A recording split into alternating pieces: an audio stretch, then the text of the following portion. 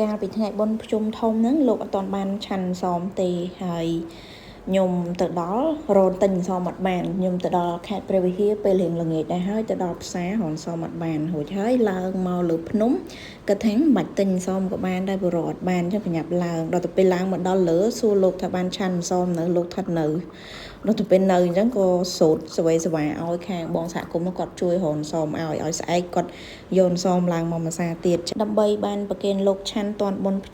ជុំមួយទាំងមូលអត់សមឆាន់មិនកើតមែនទេបងប្អូនហើយណាមួយពេលដែលយើងសួរហ្នឹងលោកអត់ទាន់ប្រាប់ទេដល់ពេលសមមកដល់បានលោកប្រាប់ថាក៏ពិតលោកចូលចិត្តសមណាស់ក៏បានសមហ្នឹងប្រគេនជាចង្ហាន់ពេលព្រឹកទៅហើយបានយើងហ្នឹងញ៉ាំពេលព្រឹកដែរបណ្ដោយទៅថ្ងៃបានសមមកហ្នឹងគឺអត់ធ្វើបបរដាំអីញ៉ាំទេព្រលឹមឡើងក៏ពីកេងឡើងគឺថាភ្លៀងមកយកទៅភ្លឺភ្លៀងរាំងព្រលឹមឡើងមេឃតិចផងបានក្តៅសមក្តៅផងអូជាតិដែរបងប្អូនញ៉ាំសមហើយញ៉ាំកាហ្វេមើលទេសភាពដើមមើលទេសភាពជុំវិញហ្នឹងពពកឡើងពេញហ្នឹងហ្មងណាឡើងមានអារម្មណ៍ថាដូចនៅបូកគោអញ្ចឹងហើយចង្ហាន់ប្រគេនលោកថ្ងៃហ្នឹងរបស់យើងគឺបានស្លោពីរមុខម្ហូបពីរមុខគឺបានឆាត្រប់មួយហើយនឹងស្ងោរជក់មាន់មួយដោយសារយូរទៅម្ដងហើយធ្វើច្រើនមុខជាងហ្នឹងក៏ធ្វើអត់តន់ដែរអញ្ចឹងធ្វើបានតែពីរមុខហ្នឹងទេមកព្រឹកតាំងពីបាយព្រឹកហើយរហូតដល់ម៉ោង11ហ្នឹងគឺថាញាប់ជើងរវល់រហូតថ្ងៃហ្នឹងឆ្លៀតបានធ្វើបង្អែមថែមមួយមុខទៀតបានបបរសណ្ដែកស្ងោរសណ្ដែកខៀវប៉ុន្តែយូរធ្វើម្ដងធ្វើអត់សូវឆ្ងាញ់បងប្អូនហើយស្ទើរសមត្ថភាពធ្វើហើយយើងដាក់ដូងស្រស់ទៅអត់កើតទេទី1ធ្ងន់ទី2ក៏អត់មានពេលកោសដូងច្បាច់ដូងដែរចឹងទៅក៏ដើររកគ្រឿងខ្ទិះដូងកំប៉ុងប៉ុន្តែខ្ទិះដូងកំប៉ុងវាអត់មានរបស់ខ្មែរមានតែរបស់ផ្ទះលេខ2ចឹងទៅក៏អត់ទិញទេហើយក៏ឃើញមានខ្ទិះដូងកញ្ចប់ស្ងួតរបស់ខ្មែរយើងធ្វើអញ្ចឹងក៏ទិញខ្ទិះដូងហ្នឹងយកទៅប្រើ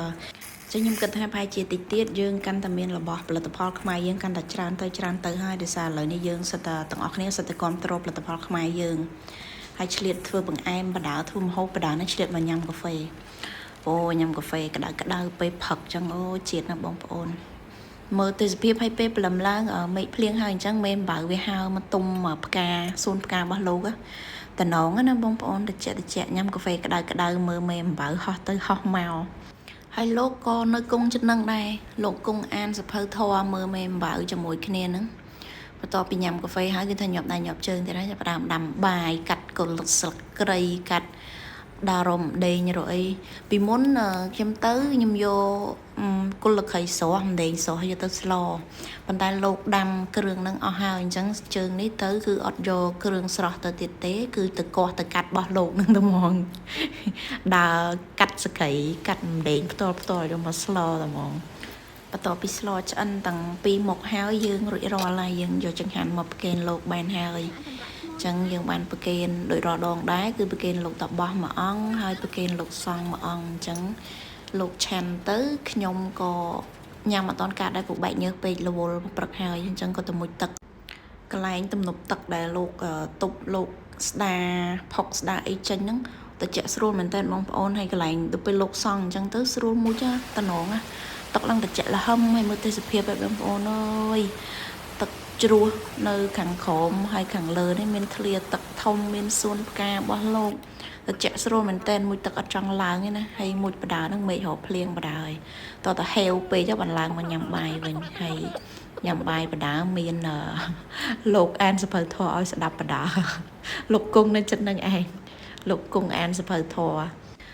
ដល់ពេលយើងបាយថ្ងៃហើយគឺធូរការងារហើយព្រោះលែងស្រោតធ្វើចង្ហាន់ធ្វើអីអញ្ចឹងទៅក៏តនេច្រើនត្រូវគេងក៏គេងទៅត្រូវមានកៅអៅអីបោកក៏យើងមកបោកមកបើអត់ទេក៏សម្រាប់អញ្ចឹងទៅចែកធរជាមួយលោកអញ្ចឹងទៅឬក៏មកមើលត្រីនេះចេះណាបងប្អូនវាអត់ហាឡើងមកលើកាលណាឡើងខិតលើវាហូរទៅតាមទឹកអញ្ចឹងវានៅតែក្រោមទៅត្រីឡើងច្រើនអញ្ចឹងវីដេអូយើងថ្ងៃនេះធ្វើចង្ហាន់លោកមានតែប៉ុណ្្នឹងទេអរគុណច្រើនបងប្អូនជម្រាបលា